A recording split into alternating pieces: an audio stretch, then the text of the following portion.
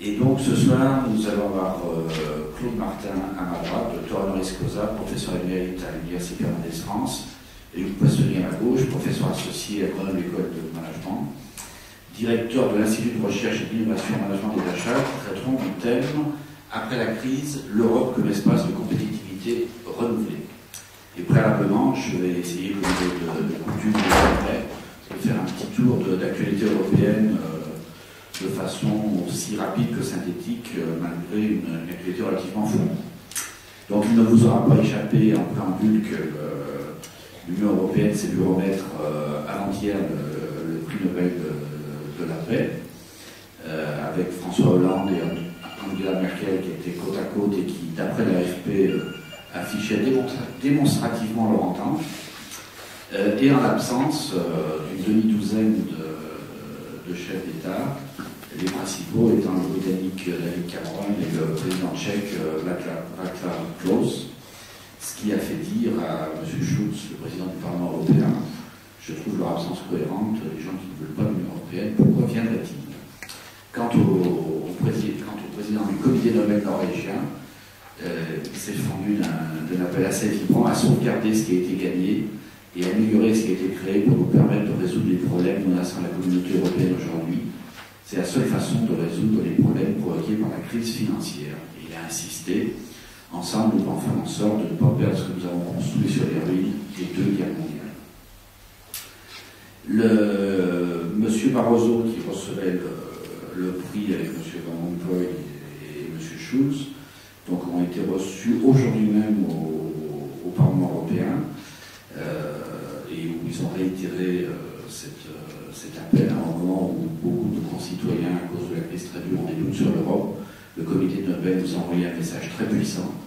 Vous avez créé quelque chose de précieux, ne l'abîmez pas, à répéter M. Schulz. Plus près de chez nous, les conservateurs européens ont été mis sous pression par Guy Verhofstadt, qui est lui le leader des libéraux européens, et je vous rappelle qu'il est le co-auteur avec Daniel Cohn-Bendit et Jean Quatremer, qu'on a souvent vu ici, un ouvrage sur le fédéralisme. Donc le libéral Guy Verhofstadt a enjoint Joseph Daul, qui est le chef du groupe du Parti populaire européen, à mettre carrément Silvio Berlusconi à la porte du PPE, ce qui paraît difficile compte tenu des mécanismes du groupe du PPE, mais il lui a dit carrément mets-le dehors. M. Daul est convenu que c'est une grave erreur d'avoir fait tomber le gouvernement Monti. L'Europe ne peut pas se permettre une politique spectacle, elle donne une gestion rigoureuse à continuer le président du groupe du PPE au Parlement européen. Donc Silvio Berlusconi est de retour sur la scène politique italienne, en critiquant la politique germano-centrée de M. Monti, ce qui a provoqué et la démission de M. Monti et la colère du ministre des Affaires étrangères allemand, qui a tout de suite dénoncé une campagne populiste avec l'Allemagne en ligne de mire. En revanche, si M. Bersani, le leader du Parti démocrate, est donné favori pour succéder à M. Monti, on ne sait pas, il a refusé d'ailleurs de se prononcer, si Mario Monti, qui est sénateur à vie, sera candidat aux législatives qui devrait tomber le 24 février prochain au lieu du mois d'avril. Cela étant, c'est une campagne assez dure qui est annoncée de l'autre côté des Alpes, et avec des mots assez sévères de M. Fini, l'ancien allié de M. Berlusconi, sur M. Berlusconi, disant notamment qu'on ne gère pas l'Italie comme le Milan AC. De son côté, Mme Merkel s'est voulue prudente et a dit ne pas vouloir lever l'alerte sur la crise de l'euro, alors que François Hollande avait estimé qu'elle était derrière nous. Cela étant, pour Berlin, le rachat de la dette grecque qui se déroulait aujourd'hui s'est plutôt bien passé. Et d'après Pierre Moscovici, qui donnait un entretien chaud à l'AFP aujourd'hui, le FMI et l'UE devraient accorder une petite rallonge à la Grèce demain matin. Autrement, sur le plan de la politique étrangère, Washington s'est manifesté pour brandir la menace de nouvelles sanctions contre la Corée du Nord, puisque vous savez qu'il y a un missile qui a été tiré, et donc tiré avec succès, ce qui est quand même une première. Et donc l'Union européenne serait partie prenante des sanctions avec le Conseil de sécurité des Nations Unies. Le Parlement européen a été réuni aujourd'hui. Il a ratifié un accord d'association avec l'Amérique centrale.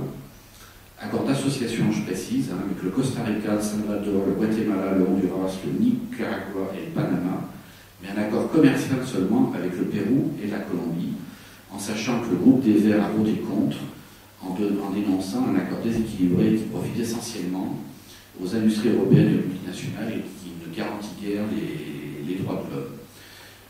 Ce qui a fait dire au socialiste Martin Schulz, qui préside le Parlement européen, l'Union européenne a trop longtemps délaissé la relation avec l'Amérique latine. À Malte, petit pays, mais il n'y a pas de petit pays, tous les pays sont importants dès qu'ils sont membres de l'Union. Encore un gouvernement a chuté d'une voix, puisque le budget a été retoqué. C'était une voix du centre-gauche qui a fait défaut à sa propre majorité. Donc là aussi, de nouvelles élections auront lieu au printemps, mais c'est dans un tout autre contexte que le contexte italien. Toujours sur la scène internationale, l'Union européenne accepte l'opposition syrienne comme représentant légitime du peuple syrien, même si la France et le Royaume-Uni poussaient à ce que l'opposition syrienne soit reconnue comme le seul représentant légitime du peuple syrien. Sur le terrain, il n'empêche que l'Union européenne et les États membres ont déposé déjà 310 millions d'euros pour l'aide humanitaire. Les Européens se sont mis d'accord pour lancer leur mission au Mali début 2013, afin d'encadrer l'armée malienne pour reconquérir le nord du pays, avec le déploiement de 400 militaires européens, dont 250 formateurs, et ce sera effectif au trimestre 2013. Autre morceau de choix, le Parlement a donné aujourd'hui son feu vert au budget de l'UE, ce qui n'est quand même pas simple. Alors il y a d'un côté une rallonge de 6 milliards d'euros fournis par les États pour le budget 2012 afin de financer plusieurs programmes dont les bourses d'étudiants Erasmus, mais une coupe de 5 milliards d'euros dans les demandes de la Commission. Donc les perspectives 2014-2020 ne sont toujours pas tranchées et le Parlement a rappelé qu'il disposait d'un droit de veto sur ce budget. Enfin, le même Parlement ne s'est pas contenté de recevoir un appel, il a aussi honoré les dissidents iraniens, les deux dissidents iraniens, le cinéaste Jafar Panahi, j'espère que je le prononce bien, et l'avocate Nasrin Sotoudeh, qui a entamé une grève de la faim, à qui il avait accordé le prix Sakharov, et leur a rendu hommage en leur absence, mais devant 2 chaises vides, et un hommage en présence aussi de leur famille. Enfin, j'en terminerai par là, de façon à ne pas être trop long, le Parlement européen, ce qui montre quand même qu'il y a une activité législative assez forte, a accordé son feu vert à une taxe sur les transactions financières pour 11 pays, à une assez large majorité, à 533 voix contre 91 et 32 abstentions. Et c'est un accord qui concerne la France, l'Allemagne, la Belgique, le Portugal, la Slovénie, l'Autriche, la Grèce, l'Italie, l'Espagne, la Slovaquie et l'Estonie, qui sont les premiers signataires de cette coopération. Les Pays-Bas, qui étaient assez réticents, pouvant éventuellement rejoindre ce groupe de pays à taxer les transactions financières, les Britanniques évidemment y étant fortement opposés pour préserver la City. Messieurs, je vous laisse la parole, à moins que vous vouliez rebondir l'un ou l'autre sur commenter cette... Alors après la crise, un espace de compétitivité... Ah, on me prie aussi, j'y pense, la campagne d'adhésion très prosaïquement pour l'année 2012-2013, si vous pouvez y penser, si cela vous intéresse. C'est un petit papier qui se trouve à l'entrée. Et donc, est-ce qu'on est après la crise? Est-ce qu'on est dans un espace de compétitivité renouvelé? Qui veut ouvrir le... Allez-y, je vous en prie.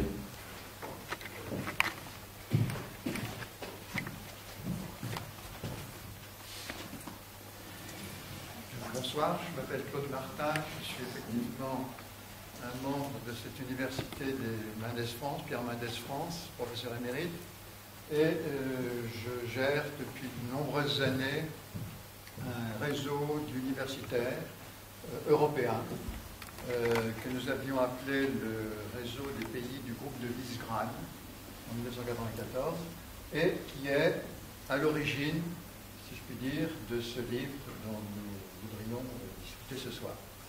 Alors, pour gagner un peu de temps, j'ai... Livre qu'il est possible d'acquérir, hein, je ça depuis, voilà. Donc, ce que je voudrais dire, puisque nous avons choisi avec Pull que je commencerai la présentation de cette discussion en parlant du réseau de Visegrad, en parlant du livre, en parlant des témoignages qu'il contient, et que lui-même interviendra en deuxième partie. Donc je vais essayer de ne pas être trop long et vous expliquer ce qu'est d'abord cette communauté scientifique internationale.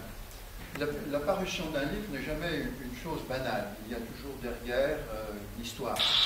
Et en l'occurrence, c'est une longue histoire, puisque, comme je le disais à l'instant, il y a presque maintenant 20 ans, à Grenoble, nous avons organisé une première conférence internationale qui s'appelait, enfin, dont le titre était La restructuration des pays de l'Est après la chute du mur de Berlin. Donc, c'est tout un programme. La question que nous nous sommes posée à cette époque était simple. Comment ces pays vont faire pour restructurer leurs entreprises, leur économie, leur société, leur territoire, alors qu'elles ont pris un nouveau cap diamétralement opposé au précédent, qui était celui de l'économie planifiée. Elles sont entrées dans une économie de marché. Donc on s'est posé cette question et on a organisé une première conférence, évidemment sur la base de relations. Vous savez, dans les universités, on a toujours des relations avec des pays étrangers, avec des universitaires étrangers. Donc ce n'était pas très difficile d'attirer des collègues de Pologne, de Slovaquie, de Tchéquie, de Bulgarie, de Roumanie, mais aussi d'autres pays d'Europe occidentale, du Portugal, l'Italie, la France, la Belgique, l'Allemagne. Bref, tout ce monde-là est intervenu pendant quelques jours et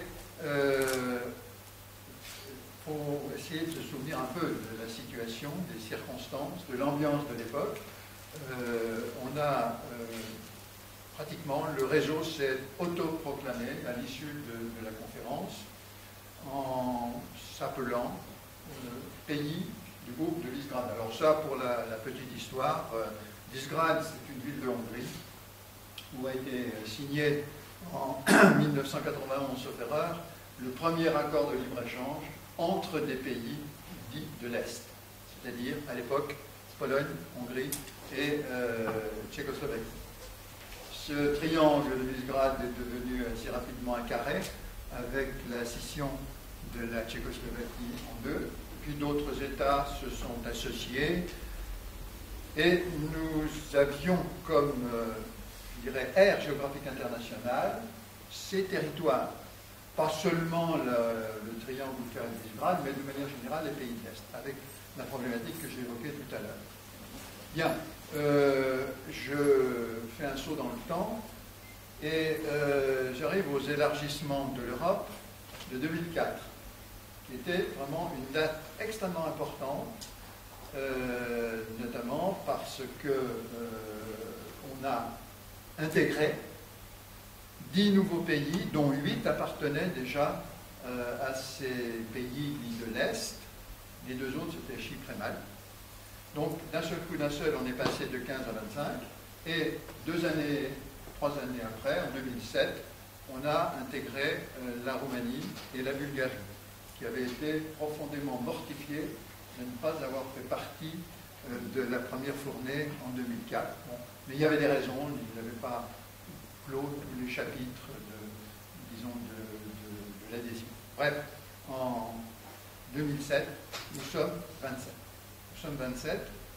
Et du coup, il n'y a plus vraiment de raison de distinguer des Européens de l'Est et des Européens de l'Ouest, comme c'était le cas avant. Mais il y a des Européens.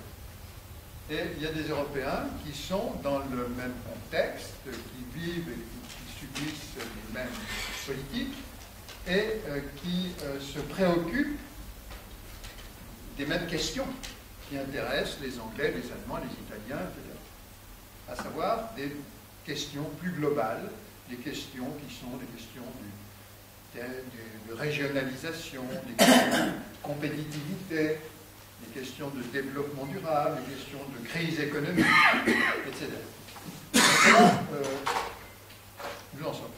Pour dire ce réseau, cette communauté d'universitaires, en quelques chiffres, et avec une carte que je montrerai tout à l'heure, bon, c'est un collectif d'enseignants, chercheurs universitaires, comme il y a dans tous les pays, environ 150 adhérents, qui sont représentés dans plus de 40 universités et dans 13 pays d'Europe et du pourtour méditerranéen. Alors, ça peut paraître curieux, mais nous avons des Algériens qui sont membres de ce collectif, qui ne sont pas des Européens, l'Algérie n'est pas membre de l'Union européenne, mais qui, pour des raisons diverses, donc, on demandait à participer à nos travaux, il y a beaucoup de raisons, de ne pas les recevoir. Donc nous avons actuellement comme pays partenaires en Europe centrale et balkanique ce que vous voyez, c'est-à-dire l'Albanie, la Bulgarie, la Hongrie, la Pologne, la Slovaquie, la Tchéquie et la Roumanie. Et puis, pour le côté occidental, l'Allemagne, la Belgique, la France, l'Italie, le Portugal, le pourtour méditerranéen, l'Algérie. Bon, la carte, je la montre simplement, c'est une carte géographique de l'Europe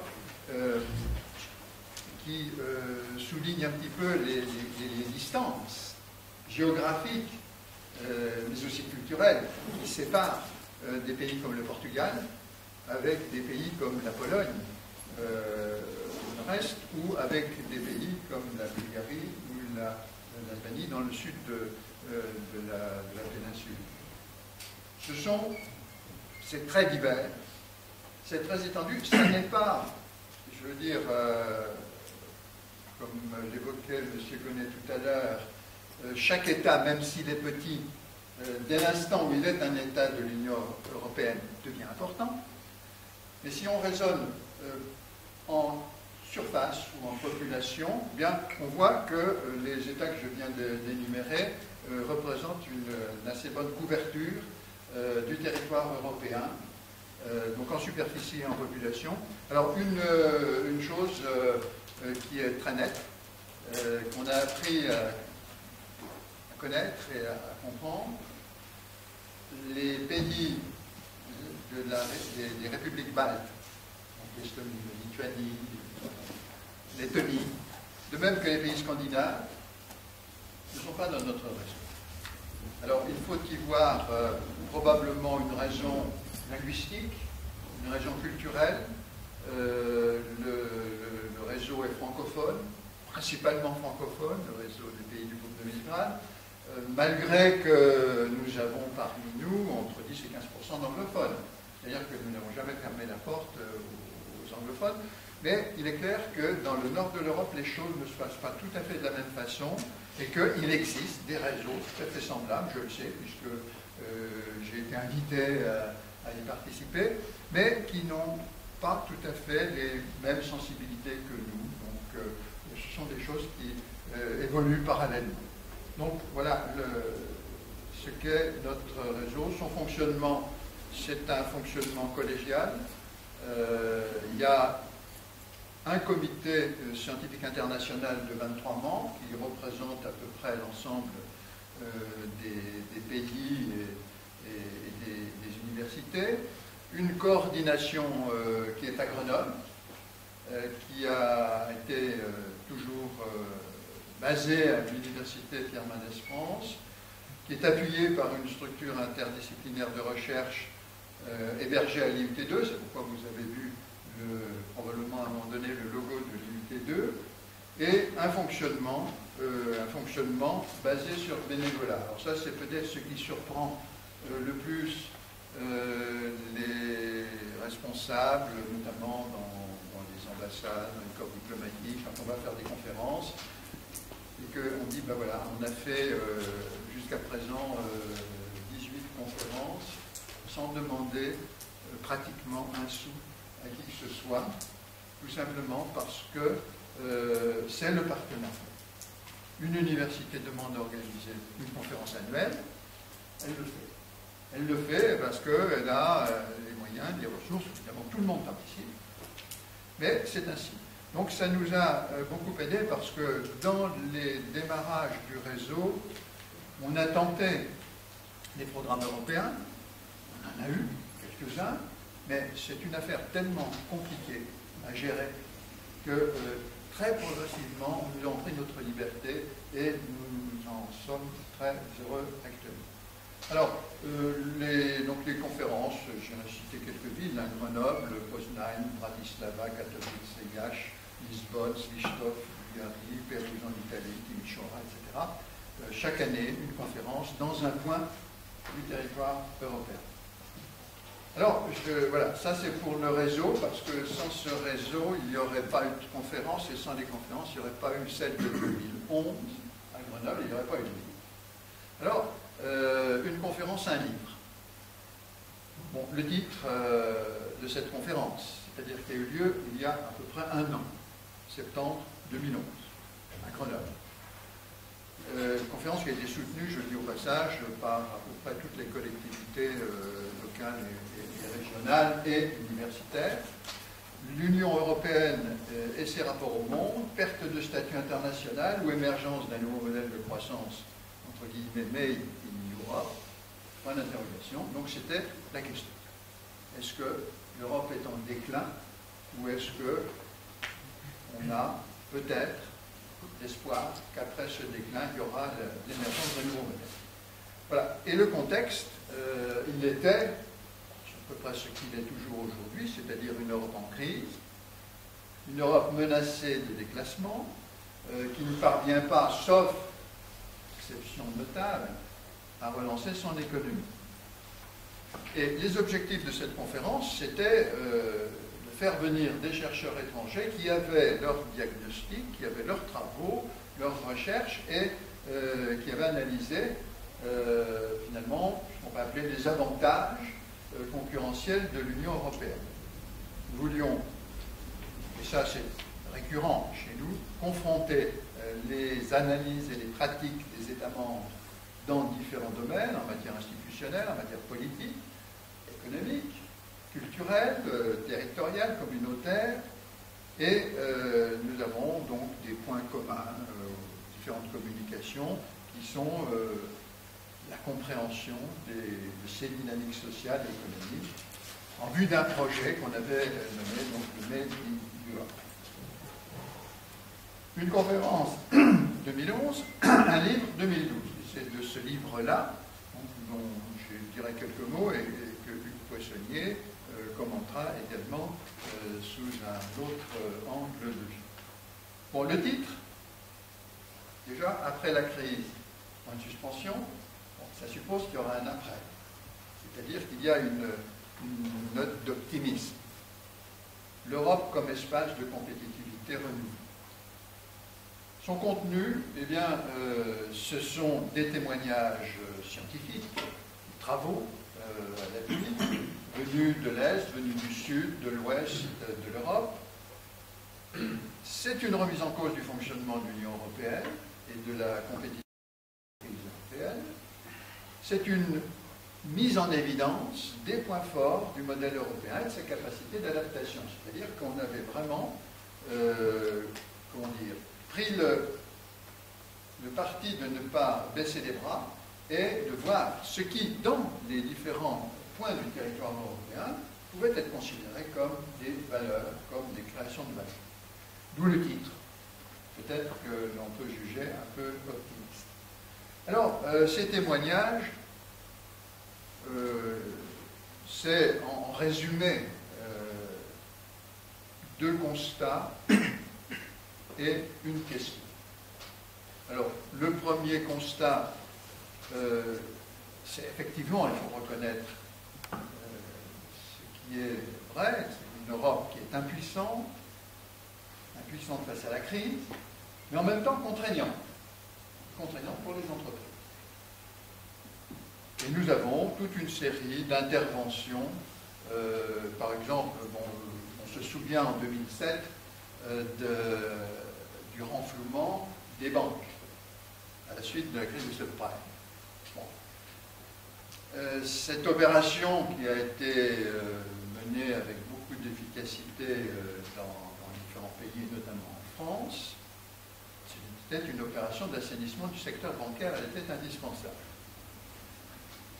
Vu côté polonais, par exemple, puisque je prends le premier exemple, ces principes de libre concurrence, de responsabilité des États face à la crise, c'est bien, mais ça ne suffit pas. C'est-à-dire que déjà, on évoque, on parle de cette intégration européenne qui ne pourra pas se faire sans renforcer la solidarité, le principe de solidarité européenne, et on y est complètement. Une autre question qui a été soulevée par des Slovaques, c'était l'indépendance de la Banque Centrale Européenne. Bon, je ne sais pas si vous vous souvenez des péripéties. Il est vrai qu'à une certaine époque, on reprochait à la Banque Centrale Européenne de ne pas être indépendante. Et quand on a voulu vraiment lui donner les moyens d'une indépendance, on a vu quelques difficultés, on a vu quelques oppositions, ne serait-ce que de la part de l'Allemagne. Alors, crédibilité de la Banque Centrale Européenne, il y a des travaux slovaques sur ces problèmes. Politique de concurrence, ça c'est l'affaire des Italiens. Les Italiens, c'est bien d'avoir évoqué les difficultés dans lesquelles se trouve l'Italie actuellement, qui sont des difficultés vraiment politiques. Et quand on pratique beaucoup l'Italie dans notre réseau, comme l'ensemble des autres pays, et on voit que ces Italiens ont une capacité de création, d'innovation, sans nécessairement disposer de grands moyens. Mais ils sont aussi très susceptibles quand on parle de concurrence. Et là, bon, c'est un article qui nous dit en gros, bon, dans le traité de Rome, c'est vrai, l'exception, parce que c'est une exception à l'octroi d'aides publiques pour faciliter l'entreprise, c'est prévu. Mais quand on regarde les choses de près, on découvre qu'à l'heure actuelle, c'est une situation qui a dérivé et qui fait qu'on peut parler de discrimination dans le traitement des entreprises, de ce point de vue. Donc, voilà, un petit article. Le rôle de la formation et des savoirs dans la construction de l'avenir et de la compétitivité économique de l'Europe, ça, c'est le problème des universités. L'Europe de l'université. L'Europe de l'université, est-ce que ça existe? Nous avons un article d'une Roumaine qui se livre à une étude très approfondie du processus de Bologne, de ses conséquences, et qui montre pour le territoire roumain combien c'est difficile d'avoir un dialogue sur ce sujet avec la société, avec les bailleurs de fonds, faute de gouvernance financière. Donc voilà des exemples qui nous montrent un peu ce qui est le contenu du livre. Deuxième constat, c'est le constat des entreprises. Et là, on voit apparaître des ébauches de solutions, des forces qui existent, qui sont peut-être pas toujours soupçonnées. On n'imagine pas, par exemple, être prêt au changement, c'est-à-dire une propension à changer comme source d'avantages concurrentiels. L'internationalisation des petites entreprises, des petites et moyennes entreprises, c'est un vaste sujet. Bien, là, nous avons sur Grenoble même des interventions, des gens qui travaillent sur ces questions-là. Se focaliser sur des facteurs qui créent de la valeur. Et là, bon, on a un exemple aussi en Italie, bon, je ne vais pas entrer trop dans le détail, comment une entreprise peut améliorer sa position compétitive, et c'est une réponse d'un entrepreneur italien, une réponse qui est assez non seulement économique, efficace, mais aussi un peu philosophique. Bon, la carte de la modération, je laisserai peut-être le soin à Hugues de l'évoquer, ou à quelques collègues qui sont dans la salle. C'est vrai, entrepreneur modéré, nouveau concept, ça peut-être bon de l'introduire dans les sciences de gestion. Bon, finalement, la question. Donc, deux constats, une question. Ben, la question, c'est que faut-il attendre d'une politique européenne? Alors, ça, ce n'est pas évidemment quelque chose qu'on invente, ce sont des choses qui remontent du terrain, de ces terrains. L'innovation encouragée. On a besoin d'encourager l'innovation. Capital humain, source de compétitivité. Bon, le consommateur et l'entreprise ont une responsabilité réciproque. C'est une autre question, c'est celle de la responsabilité des acteurs dans l'économie. Le consommateur ne subit plus, mais l'entreprise, de son côté, doit prendre ses responsabilités. Donc voilà, une communication faite par des Romains. Un modèle de croissance verte pour l'Europe. Bon, ça, ce sont des Grenoblois, bien connus chez nous à Mendes France, qui ont développé des travaux sur la croissance verte. La vente, créatrice de valeur, autre question. Et en guise de conclusion, eh bien, c'est au fond quel nouveau modèle de croissance. Alors bien sûr, il y a une stratégie élaborée, conçue, la stratégie Europe 2020 comme nouveau modèle de croissance, mais ça reste tout de même sujet à deux sous-questions. Comment l'Europe s'insère-t-elle dans l'économie mondiale? Et deuxièmement, quels sont les leviers indispensables pour la réussite de la stratégie de l'Europe 2020? Bon, je vais commencer par me présenter rapidement. Donc, je suis passionné, professeur associé à Grenoble École de Management, et je dirige la recherche de l'IRIMA. Donc, juste en quelques mots, l'IRIMA, c'est l'Institut de recherche et d'innovation en management des achats. Pas grand-chose à voir a priori avec l'Union européenne, encore que de plus en plus on achète auprès de fournisseurs, de sous-traitants qui se situent à l'étranger, en particulier au sein de l'Union européenne. Et ce n'est pas notre du tout, du point de vue des dynamiques qu'on va évoquer là. Alors, tout a été dit finalement sur l'ouvrage, donc avec brio en plus, par Claude. Par contre, moi je demande toujours à mes étudiants, lorsqu'il y a des soutenances de projets, de tests professionnels, toutes ces choses-là, d'apporter lors de la soutenance un regard complémentaire par rapport à ce qui est déjà contenu dans le document qu'ils ont écrit. Donc c'est ce que je propose de faire maintenant. Je vais vous proposer un éclairage un petit peu différent, que je propose de structurer comme ça, en trois grandes parties. Alors je ne vais pas complètement tout inventer, bien sûr, c'est des choses qui sont un petit peu connues, mais peut-être réorganisées, et je me suis beaucoup appuyé, bien sûr, sur l'ouvrage. Donc c'est une lecture un petit peu différente, un petit peu complémentaire de ce que vous a présenté Claude, en détaillant ce qu'on pouvait trouver dans chacun des chapitres. Donc ce que je propose dans un premier temps, c'est de revenir sur un constat qui est ce qu'il est aujourd'hui, une situation économique dégradée, des moyens d'action en plus qui paraissent très très limités, que ce soit les moyens qu'on va pouvoir mettre en œuvre au niveau macroéconomique ou au niveau plus microéconomique, celui des entreprises, celui des individus dans l'Union européenne. Et puis quand même des sources d'optimisme, et je vais beaucoup insister là-dessus parce que c'est quand même important dans le titre de l'ouvrage.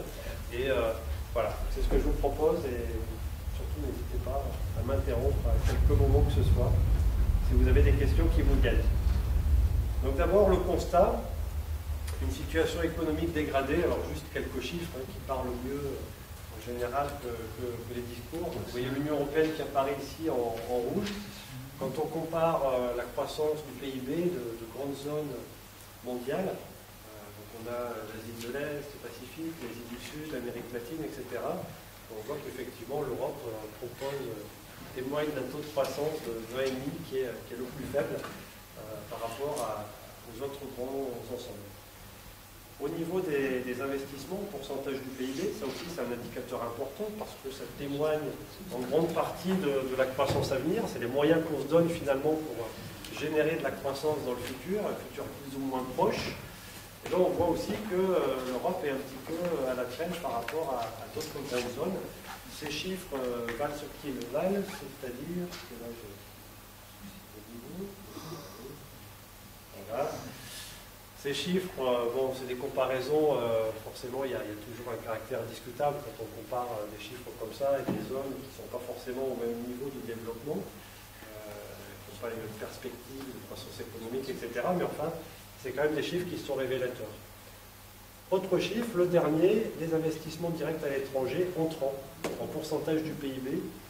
4,3 finalement, c'est pas mal du tout quand on compare ça à d'autres grandes zones. Et ça, c'est un point sur lequel on reviendra tout à l'heure. C'est quand même aussi un motif d'espoir. Même si, quand on divise les investissements par le PIB, en fait, le PIB n'évolue pas très vite, forcément, ça a tendance à donner un chiffre un petit peu plus flatteur que si le PIB augmentait plus vite. Donc, quelque part, la croissance plus faible explique un petit peu ce chiffre-là. Et quand même une sorte d'espoir et on y reviendra. Alors ça, c'est la photo d'ensemble macro, on compare les grandes zones géographiques, mais quand on regarde à l'intérieur de l'Europe, il y a quand même une hétérogénéité qui est très très grande.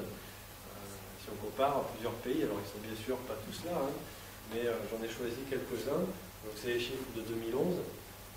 On voit croissance négative, moins 7% pour la Grèce, pour l'Irlande également, même si c'est un tout petit peu moins négatif. Et puis on voit quand même des pays dont les taux de croissance sont quand même assez enviables. Donc la Pologne, 4,3, même l'Allemagne, par rapport à la France qui a 1,7. Là aussi, j'ai repris les investissements en pourcentage du PIB et les investissements directs à l'étranger entre eux. Les investissements qui viennent vraiment de l'étranger. Donc, deux constats. D'abord, une Europe qui est un petit peu à la traîne si on regarde la croissance économique par rapport à d'autres grandes zones. Et un deuxième constat, c'est qu'il y a quand même une hétérogénéité très grande à l'intérieur de l'Europe. Pour terminer sur le constat, l'Union européenne aujourd'hui, c'est vraiment une pluralité de visions de l'avenir. On a ici une photo, je ne sais pas si ça passe très bien, mais bon, les manifestations en Grèce, on voit une remise en cause assez profonde aujourd'hui de l'Union européenne qui est vécue comme une contrainte dans beaucoup de pays, pas par tout le monde, bien sûr, dans ces pays-là, mais quand même de plus en plus une Union européenne qui est remise en cause. Donc les pays du sud de l'Europe essentiellement, la Grèce, l'Espagne, le Portugal. Il y a des pays qui voient quand même une contribution très importante de l'Union européenne dans leur succès relativement récent. Donc les derniers entrées, hein, comme le disait Claude tout à l'heure, la Pologne, la République tchèque, la Hongrie. Et puis, il y a des pays qui voient clairement l'Union européenne comme un espoir, qui sont prompts à revendiquer leur entrée future, la plus proche possible de l'Union européenne, et je pense à la Croatie. Voilà, satisfaction déjà des Croates, qui sont encore une fois prompts à vouloir entrer dans l'Union européenne. Ça, c'est un constat, donc beaucoup de diversité, mais une situation quand même qui est difficile aujourd'hui. Et puis, quand on regarde les moyens d'action, on s'aperçoit que ces moyens sont très limités. L'Union européenne, finalement, il y a 4 grands niveaux d'analyse qu'on peut utiliser. Il y a le niveau macroéconomique, dans lequel on va retrouver les États, et puis la Banque centrale européenne. Il y a le niveau plus microéconomique, qui est celui des entreprises et des individus. Les individus qui sont des travailleurs, qui sont des consommateurs, etc. Alors d'abord, le niveau macroéconomique, le rôle des États et de la Banque centrale européenne. Effectivement, les moyens d'action sont très limités, puisque on a des politiques publiques aujourd'hui qui sont un peu réduites dans leurs ambitions. Si on parle de la politique économique conjoncturelle, on voit d'abord que cette politique économique conjoncturelle ne peut répondre qu'à des problèmes conjoncturels. Or, aujourd'hui, il y y a un grand nombre des problèmes qui sont connus, qu'on traverse, qui sont plutôt des problèmes structurels. Je pense à une grosse partie du chômage, etc. Et puis, cette politique économique conjoncturelle, elle est quand même très fortement contrainte parce qu'il y a une politique monétaire qui est ce qu'elle est, une politique qui vise avant tout la lutte contre l'inflation et qui se donne beaucoup moins comme mission de relancer l'économie aux besoins, contrairement à la mission qui est donnée à la Fed, par exemple, là, aux États-Unis. La mission de la Banque Centrale Européenne est de ce point de vue-là beaucoup plus restrictive, réduite. Et puis la politique budgétaire, on voit bien à quel point on est dans la plupart des pays européens en situation de déficit budgétaire et la nécessité c'est plutôt de réduire ces déficits. Donc on voit que là, à la fois on est limité au niveau monétaire et au niveau budgétaire, mais ce n'est pas une fatalité non plus. Ces politiques, on peut très bien les remettre en cause, mais ça suppose vraiment d'évoluer dans la vision qu'on a de la politique conjoncturelle, et ça on y viendra tout à l'heure. On sera plutôt dans les motifs qui incitent à espérer. Et puis, à côté de la politique conjoncturelle, donc on est vraiment sur la politique économique, monétaire, budgétaire, le fameux policy mix. Politique structurelle, on va beaucoup plus toucher aux structures des marchés. Marché du travail, marché du capital, marché des biens et services, etc. Là aussi, on a besoin de moyens pour investir dans ces politiques-là, et ces moyens sont limités.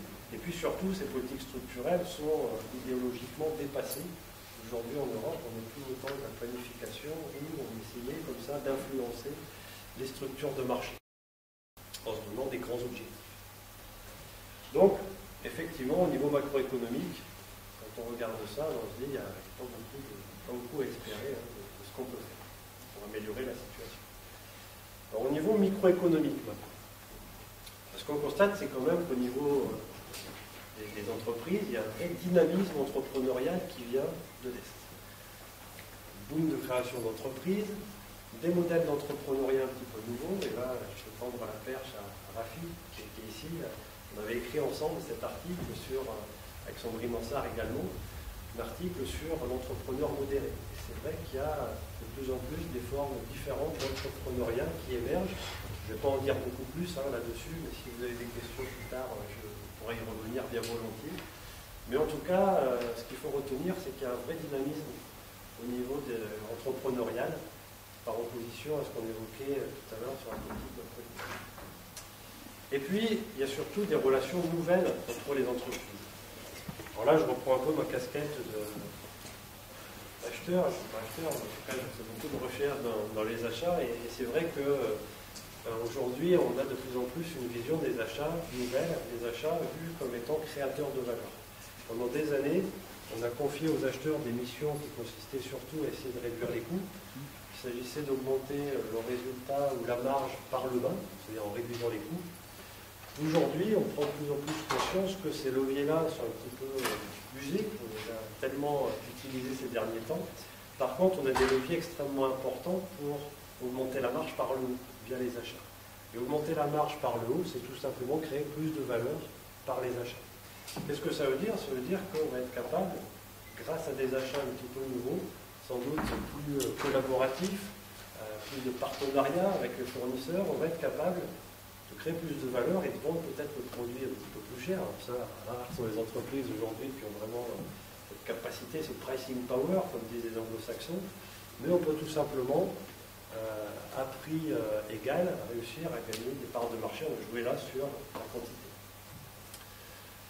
Qu'est-ce que ça veut dire? Ça veut dire qu'on peut tout simplement améliorer la qualité des produits d'un point de vue technique, parce que si on collabore davantage avec les fournisseurs, si on se montre avec eux beaucoup plus partenaires, si on collabore avec eux, on a de la chance d'innover beaucoup mieux avec eux, de co-innover, enfin, co-développement de produits, donc des produits de meilleure qualité d'un point de vue technique, mais aussi d'un point de vue social et environnemental. Collaborant avec les fournisseurs, on va contribuer souvent à déprécariser le travail chez ces fournisseurs-là, que ces fournisseurs soient à l'intérieur de notre pays, dans les frontières, ou un petit peu plus loin. Donc les achats créateurs de valeur, ça c'est vraiment une chose qui aujourd'hui, selon moi, est ce qui change le plus dans les entreprises, et c'est très porteur d'espoir ce qui est en train de se passer à ce niveau-là. Bien sûr, la collaboration, ce n'est pas la panacée. Il n'y a aucune entreprise qui collabore tout le temps, ni avec tout le monde. Mais en général, on a bien pris conscience qu'on part d'un niveau, en termes de collaboration aujourd'hui, qui est tel qu'un peu plus, en général, ça ne fait pas de mal, et c'est souvent très bienvenu, à la fois d'un point de vue social et d'un point de vue économique. Les relations fournisseurs, on commence même à considérer que c'est le premier capital immatériel des entreprises. Aujourd'hui, on a tellement externalisé, on a tellement confié à des prestataires ce qu'on faisait avant, que les achats représentent pas loin de 80% du chiffre d'affaires de beaucoup d'entreprises. Il y a un chiffre qui a été franchi, hein, c'est 50% en moyenne. Les achats représentent plus de 50% du chiffre d'affaires et on est proche de 60%. Ça, c'est une moyenne. C'est-à-dire que dans certains secteurs, encore une fois, on est plutôt proche de 80%, 95% pour une entreprise comme Acer. Vous connaissez tous hein, dans l'informatique. Donc vous voyez à quel point l'essentiel des ressources productives et créatives finalement se trouve chez les fournisseurs. Donc on a besoin de travailler différemment avec eux et ça passe par des relations que certains pourront considérer comme pacifiées, des relations plus collaboratives en tout cas. Et encore une fois, on tient là un facteur d'évolution. Alors, face à ces moyens d'action, on a vu qu'ils étaient limités, surtout au niveau macroéconomique. On a quand même beaucoup plus de choses qu'on voit émerger au niveau macroéconomique. Face à tout ça, il y a quand même des sources d'optimisme, et c'est là-dessus que je voudrais terminer. Même au niveau macro. D'abord, il y a un renouveau des réponses apportées par les différents acteurs. Des politiques structurelles, un petit peu nouvelles. Alors on n'est pas dans la planification, mais les pôles de compétitivité, c'est quand même des initiatives intéressantes. Où on connaît ici l'idée logique, hein, les pôles grenoblois. Donc les pôles de compétitivité, c'est finalement inciter les entreprises à rentrer dans cette démarche relativement naturelle que j'évoquais juste avant. On va coopérer, pas seulement entre clients et fournisseurs, mais aussi entre concurrents. On va rentrer dans des logiques de coopétition, et tout ça, ben là aussi, ça va contribuer à des relations un peu pacifiées, de collaboration bienvenue. De nouvelles politiques conjoncturelles, on constate aujourd'hui un vrai assouplissement de la Banque Centrale Européenne. Alors là aussi, on part de loin. L'assouplissement, on le constate à peine, mais on connaît ici Mario Draghi, le directeur de la Banque Centrale Européenne, et de plus en plus, on se dit qu'effectivement, il y a un rôle important de soutien à l'économie, et ça, c'est quand même quelque chose de très très nouveau dans l'histoire de l'Union européenne. Et puis, cette émergence d'une logique d'écosystème, d'entreprises étendues, de plus en plus, on a des entreprises qui prennent conscience de l'appauvrissement des écosystèmes autour d'elles, des écosystèmes d'affaires, économiques, tout simplement parce qu'il y a quelques années, quand une entreprise qui achetait en France, en Union européenne et puis à l'autre bout du monde, en Asie, était plantée entre guillemets par un fournisseur chinois, ce qui n'est pas forcément très grave, on avait toujours un fournisseur de proximité vers lequel on pouvait se tourner et lui demander finalement la flexibilité dont on avait besoin à ce moment-là. Aujourd'hui, cette même entreprise, lorsqu'elle est plantée par un fournisseur chinois, elle va essayer de se tourner vers le fournisseur de proximité qui malheureusement a disparu. Donc aujourd'hui, on touche vraiment du doigt cet appauvrissement des écosystèmes. Il y a de plus en plus d'entreprises qui continuent à travailler avec des fournisseurs locaux, même si ça coûte plus cher, même si on fait un sacrifice, entre guillemets, en termes d'économie qu'on ne réalisera pas. Donc il y a un vrai coup d'opportunité. Mais en tout cas, on sait que c'est grâce à ces fournisseurs-là qu'on va développer la pérennité et on pourra toujours compter sur.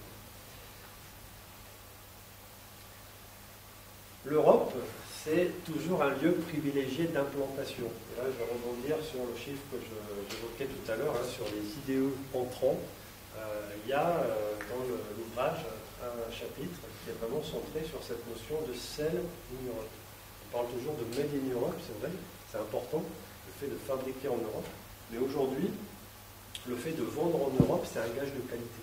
Donc c'est pour ça que beaucoup d'entreprises américaines, chinoises de plus en plus, japonaises, etc., enfin, les entreprises mondiales, un peu tous les pays, viennent en Europe, simplement parce que vendre en Europe, quand on connaît toutes les normes auxquelles il faut se conformer, c'est un signe de qualité et c'est un signe qui va être apprécié sur les autres marchés. En plus, en Europe, il y a des compétences, bien sûr, qui sont reconnues. termes de production, de créativité, etc. Et puis produire dans les lieux de consommation, sachant que l'Europe est quand même un lieu de consommation extrêmement important. Enfin, produire dans ces lieux de consommation, c'est important quand on voit l'évolution des coûts de transport. Donc là aussi, je ne suis pas sûr que le sens de l'évolution, ce soit vraiment celui d'une mondialisation qui continue à se déployer. Il y a déjà aujourd'hui des signes de retour, de régionalisation.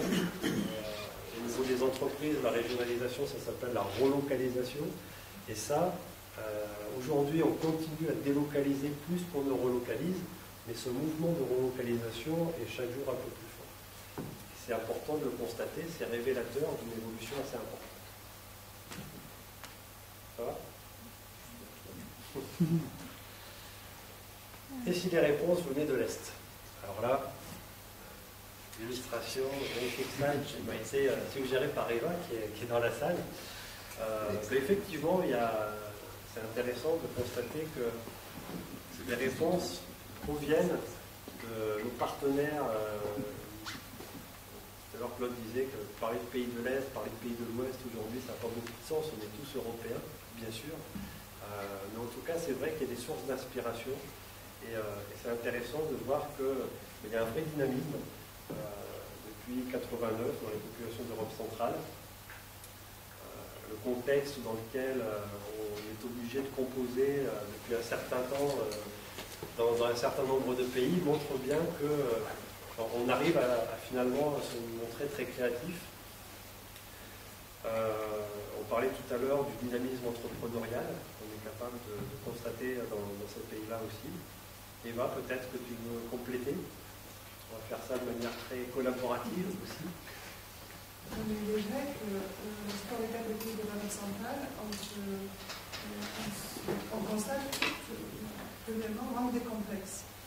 Vous venez dans un petit pays qui est la Slovaquie par exemple, la première chose qui nous frappe, c'est qu'ils ont peur de rien. Ils se lancent dans toutes les initiatives, ils sont capables d'absorber les investissements venant de Corée du Sud, d'Allemagne, de la France, d'Italie, etc. Ils absorbent tout ça, ils mettent des politiques d'austérité face à leur population, en termes par exemple de politique sociale, mais en même temps, ils sont capables de garantir des emplois, des salaires, etc.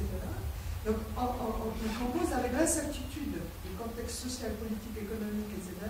Et ils font quelque chose de tout ça, qui crée le futur. Et lorsqu'on revient de ce pays en France, on a la sensation qu'il y a une sorte de chape de plomb, qu'on touche l'impossible permanent. Structurellement impossible. Et donc, c'est ça que je pense qu'il veut dire dans ce parti, c'est que les initiatives privées qui sont décomplexées, la capacité à gérer l'incertitude et en même temps un formidable appui qui vient de crédits structurels européens qui sont utilisés pour justement remanier les choses et même pour atteindre l'État. Parce qu'il faut voir que ces pays dans lesquels n'existait aucun ordinateur il y a encore 15 ans sont aujourd'hui beaucoup plus informatisés que les pays de l'Europe occidentale. Par exemple, en termes de connaissance des langues, on a plus de facilité à parler 4 langues dans ces pays qu'on a en Europe occidentale. C'est-à-dire qu'il y a tous les rattrapages qui se font parce qu'on gère la souplesse. Et on est dans le souple, dans la serpent. Et donc, du coup, il y a un phénomène de capitalisation des apprentissages qui se font là-bas. Et pour la première fois, on voit un renversement des tendances, que par exemple, les entreprises polonaises ou slovaques commencent à investir en France, dans l'Europe occidentale, ce qui nous paraissait, il y a 10 ans, impensable. Donc aujourd'hui, quand vous discutez avec la mission économique de l'ambassade de Pologne à Paris, le responsable de cette mission, je crois qu'il a, à l'époque très récente, avait un rang de ministre, il dit, maintenant j'accompagne les entreprises polonaises qui investissent en France. Avant, j'accompagnais les entreprises françaises qui investissaient en Pologne. Donc du coup, on peut dire, il se passe quelque chose à l'Est, comme quelque chose qui est très particulier, qu'ils savent, ils ont su, de manière assez extraordinaire, de se positionner dans ce nouveau contexte, sans être trop, justement, marqués par le passé, parce qu'ils ont tourné les dos au passé. Donc du coup, ils pouvaient avancer que les autres. Donc pour résumer, des réalités différentes, ça c'est sûr. mais des manières de vivre ces réalités-là qui sont aussi différentes. Et il y a une partie très subjective finalement dans ce que tu dis, c'est la manière finalement dont on vit aussi ces choses qui sont différentes. Okay. Et puis, bon voilà, hein, en conclusion, finalement, ce qu'il y a à retenir de tout ça, de cette vision complémentaire, hein, je le répète, de ce qu'a présenté Claude tout à l'heure, c'est que finalement, effectivement, on a une situation économique dégradée dans beaucoup de pays européens, mais dans le même temps, certains réussissent à aujourd'hui très bien tirer leur épingle du jeu. On a une efficacité des moyens d'action traditionnels qui est très largement remise en cause. Mais à côté de ces moyens traditionnels, il y a de nouvelles modalités d'action qui sont imaginées, et ça concerne aussi bien le niveau macroéconomique, que le niveau micro. Alors c'est vrai qu'au niveau microéconomique, ça va plus vite. Au niveau macro, il reste une certaine lourdeur. On a encore du mal à se mettre tout à fait d'accord sur les politiques à mettre en place, et sans coordination, on n'arrive à rien, avec des politiques budgétaires extrêmement limitées, peu ambitieuses. Une politique monétaire, on l'a vu, qui est quand même très conservatrice, mais ces choses-là évoluent quand même, et je pense qu'on a conscience là aussi de l'urgence qu'il y a à déployer de nouvelles modalités d'action et de nouvelles politiques. Voilà, merci. Merci.